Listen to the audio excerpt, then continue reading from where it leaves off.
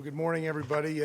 Thanks. I may be running a couple minutes late. It's getting late in the year, and obviously we're in some choppy water and looking at things to move this football program forward. I can say it was a really disappointing loss, and maybe one of the most disappointing losses that we've had at home since I've been our head coach, but it's a one game. We have to learn from that. But it was not a good performance on our part. There's lots of different elements that go into that, and I'll be more than happy to talk about that. But it's one game, and we've got to regroup here and get ready for San Jose. Something that I have done, I looked over our schedule, and I looked at turnover margin, and I certainly see some of the fumbles that we've given up, and obviously the interceptions. And I went back through and I looked at the last several games here. We had a tight game with UConn, and I don't know how good a football team UConn is, but we were -1 against UConn. Against Air Force, we were -1. I know they had the ball on the ground 5 times, and we came up with 1. Against Fresno, we were -5. Against New Mexico, we were -2. I looked at the other part of our schedule, Montana State, who I think is having a great year. They're currently 6-1. We came out of that game split even. Northern Illinois, who's 6-2 right now, we were +2. Ball State, who's 4-4, we were +3. And so without question, I think it can't be overstated enough. We've got to do a better job taking the ball away, and we've got to do a much better job with ball security. As you get in conference play, that's going to have a profound impact. And even some of the teams that we played in our non-conference schedule, it had a huge impact. And so that's got to be addressed. It's got to get flipped. We're underwater right now there. And there's lots of different reasons why, but that's my job as head coach to get that flipped around. And as you guys know, we've got some experienced writers here, and I think I'm an experienced coach. That's easier said than done. In reference to the game, defensively, holding them to 14 points was a solid performance. Typically, that's going to be good enough to win. I can tell you that I know that New Mexico is in the process of revamping their offense. There were some things that we were going to need to, I thought, hold them to 7 points. And certainly, I think the touchdown right before the half, those things are going to happen. But that had an impact. And obviously, scoring 3 points, the days of winning a game 3-0 are pretty long gone. So our point total has got to improve, and we're addressing that. And I think we need to have a really, really good performance, and a lot of it on defense, and we got to create some takeaways. And I understand that New Mexico didn't throw the ball much. I think they were 10 out of 11, but some of those passes were like shovel passes. But the ball wasn't in the air much, but nonetheless, we got to get hats around the football and strip it. And we've got to do a much better job taking care of the football if we're going to have an opportunity to beat San Jose. I think there was a question that Cody asked after the game about our identity. Obviously, when you score 3 points, it's hard to have an identity. But, our clear vision, I think we need to be much more efficient in the running game.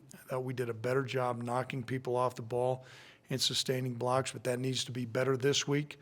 The number of times that we're putting the ball in the air is probably more than my liking.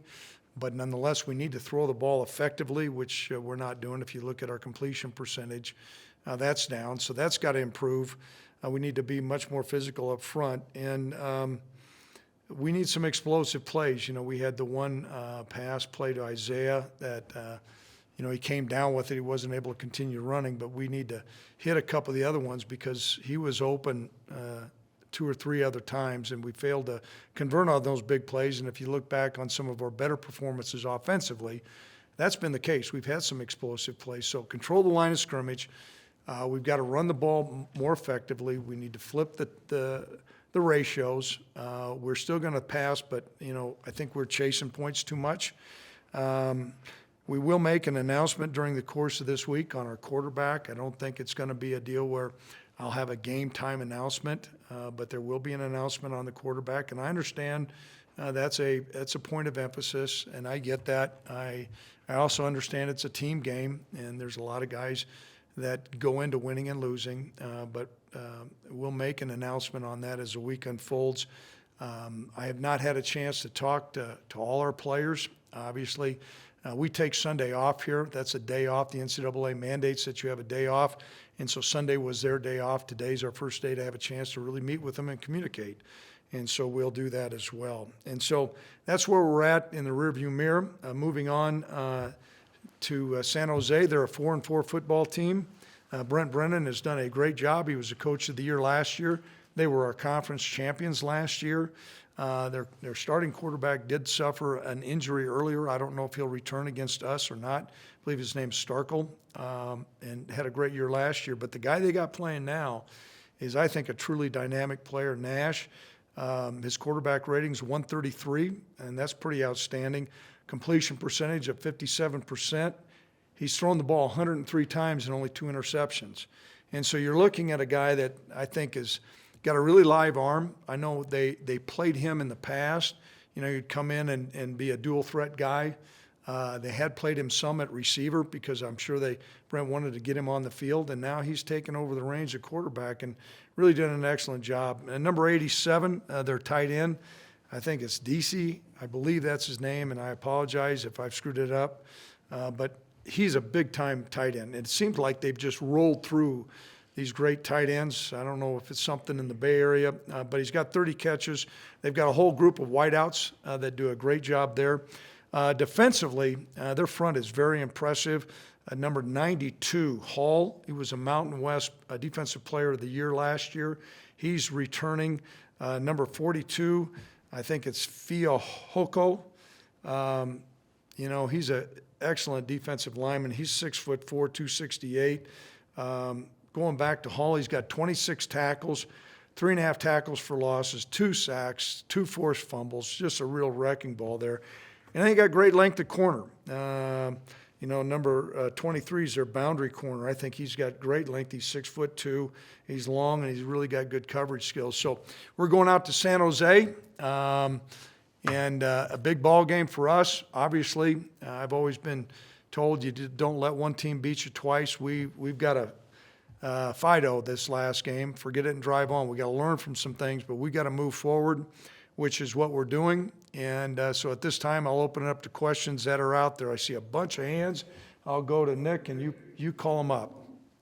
Josh, go ahead and start us off. Hey, Coach, in terms of offensive play calling, how hands-on have you been just on a play-to-play basis throughout, the season these past few weeks? I would say limited. I was a defensive coordinator for a lot of years, and one thing that I learned, if you're going to hire a coordinator, he's the guy that sits up till 3 o'clock in the morning, calling through every film clip and every data point. Certainly, I have some input, and I've had some input with Tim during the course of the game. But you just can't get into a rhythm. If you have somebody chattering in your ear, run this, run that. There's times I'll have some suggestions in between series, and I'm not going to go through what those suggestions are. But Tim and I have a really good relationship. It's a long history. And, Tim's not happy either. We see where we're at. And I would say this is if I'm going to start to micromanage the offensive coordinator, then I need to be the offensive coordinator. And I don't think that's how I'm best suited. I don't think that's best for our program. And I'm confident that we're going to make some progress this week. Cody, go ahead. Craig, you talked about how crucial those turnovers are, but you're only 31st in the nation at committing penalties, but they all have seemed really big. How do you put a halt to those? Well, thanks for bringing that up, Cody. I mean, penalties are frustrating for us simply because we try to be disciplined. And if you're going to play our style of ball where you're holding points down and, you're not exposing with completely taking the ball, throwing the ball down the field like Coach Leach does at Mississippi State, penalties come into play, and they've been untimely. But I can tell you, I think it's a mistake when coaches just want to blame lack of productivity on we're snake bitten and we have bad luck with those penalties. I think that's short-sighted. I do think a couple of those penalties really came at costly times, and that's got to be a message to our players. So that's the way I'm going to address it. I appreciate the question. Ryan, go ahead. Craig, football is a game of adversity, and you guys are facing that right now. There's value in that if you can overcome it. What are you looking for in terms of this team and how you think they can respond to this skid you guys are on?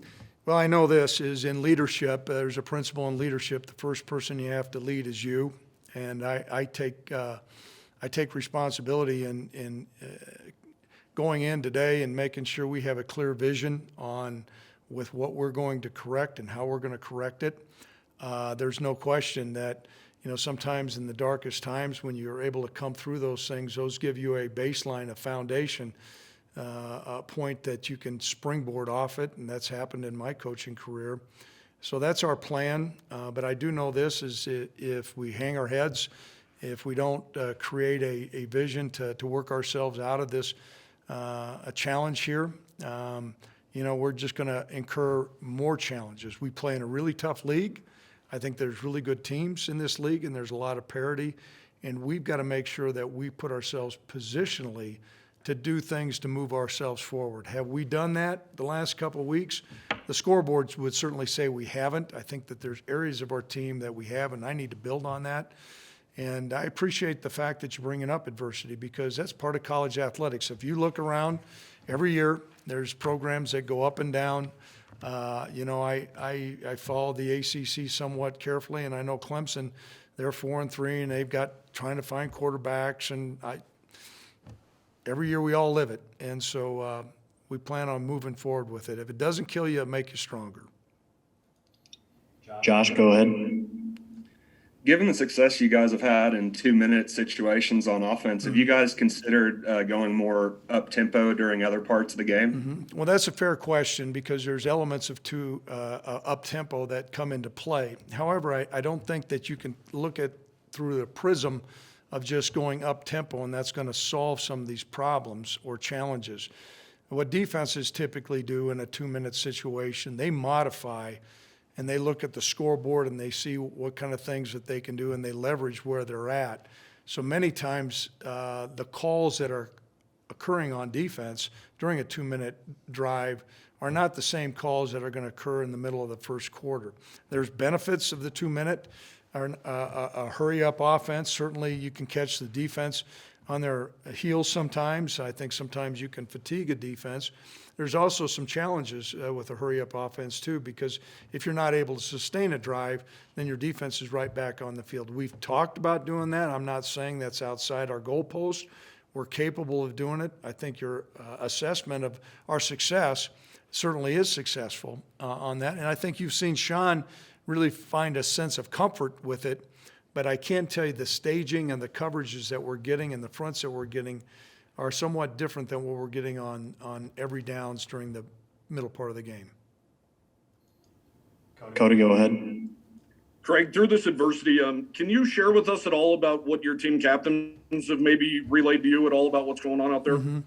Yeah, we've had really good dialogue, and the team captains that we have, you see them go out there, whether it's Chad Muma, Garrett Kroll, Sean Chambers, Keegan Kreider, and Valladay. We meet once a week, and then I have informal meetings with them. We've talked about a unity with our football team, and I know much has been written about that. But I can tell you the response that I've gotten from the captains and the other guys is we have a unified football team. They are pulling for one another, and that's really important. We talk about where they're at physically. We've not sustained a lot of season-ending injuries. I don't know if it's been listed, but Ravante Holt won't be playing the rest of the year. But we've got a lot of guys that are banged up. Try to get a pulse on that, and then try to get their perspective and insight on what things I can do better as a head coach to stage some things during the course of the week to give us our best chance of victory. And so good meetings. This is where their leadership really needs to come into play. We have a lot of younger players on our football team. We have a veteran team, and those 5 captains are doing, I think, a remarkable job in the middle of this adversity. Ryan, go ahead. Craig, how is Trayden Welch doing, and how close is Jackson Marcotte to physically getting back to his 2019 form before his injury? Let's go first with Trayton Welch. He did encounter a low tackle, which was legal late in the game there. The information that we've received thus far, and sometimes things change, but thus far, Ryan, everything has been that it was a bruise. There was some swelling, but not extensive. I did talk to Trayton in the training room after the game, along with our head trainer. He's more than probable. He's a go. I don't know if right now, today or Tuesday, he's going to be 100%, but I think as the week goes along, he will be. Concerning Jackson, there's elements of his game, I think, that he's right on par. Certainly he's fresh. He's not been banged up, but he's rusty. There's things that you do during the course of the game when you've not played a lot of seasoned reps. Those things are going to come into play. And so, but I really applaud him, because I don't know if anybody knows the history on him. His knee reconstruction was a major knee reconstruction. And very few guys that I've seen have come back from that. He came back from that and then tore the graft. And so I sat in my office and I basically said, I think your career's done. And he's had a remarkable recovery. He's in law school. He's an all-team guy, and we're in hopes to utilize his skill set more as this season goes along. And, you know, he's one of the bright spots that we have some. And as you go through some of this adversity, when you have men like this, that you see their resiliency and their resolve, it gets you up in the morning and have a cup of coffee and go put the whistle around your neck and coach these guys. Josh, go ahead. Speaking of bright spots, Xavier Valade continues his run into the UW record books. You know, for you as someone that's coached him throughout his career, what's it been like for you just to kind of watch his journey and, you know, see the success he's having? Well, thanks for that question. I've seen great maturity, you know, as he transitioned from being on the scout team many years ago to being a guy that I wouldn't say would be a dual player. We always knew he was kind of quick, but he put on some lean muscle mass, and now he's become a very proficient blocker. He's got excellent hands, and he's got great vision. And so he's become a really, really complete running back for us. As you know, in our system, we like to usually play 2 to 3 guys. He's been fresh, so that's been encouraging. And we plan on utilizing his skill set great against the Spartans. Cody, go ahead. Greg, we're getting toward that time of the year. Any chance that we see some true freshmen, mainly DQ James, Jalen Sargent, any of those guys you think could spark this offense a little bit?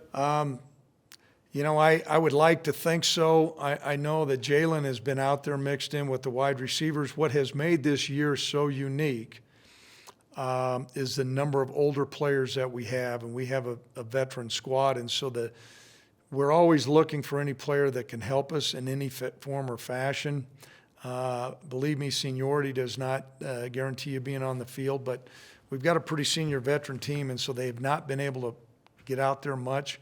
We're going to continue to cull through and look through this week. But, you know, and that's one of the things I'm profoundly disappointed in, guys, and it would be easy for me to mask over this. You know, we're 4-3 with a senior veteran football team, and I'd expect us to be further along than what we are. And so the members of the team that you just mentioned there, Cody, it's hard for them because they're trying to replace some guys who, you know, I think Isaiah Nair is a really good player. I think Aiden Eberhardt's a really good player. I look at DQ. Titus Swain, you look at his yard per carry. It's, you know, but I can tell you what, I'm trying like a steer, Cody, to figure out a way to win a damn game around here. And we'll look at everything we can, but it's just been, it's perplexing to me. And so I'm in hopes we get the ship righted this week. Ryan, go ahead. Craig, Nash had over 100 yards rushing from the quarterback spot, and obviously if Starkel were to come back, he's a really good passer. Just what's the challenge of preparing for their quarterbacks? First of all, their scheme is excellent. They have really good players working in. I think their offensive coordinator does an excellent job.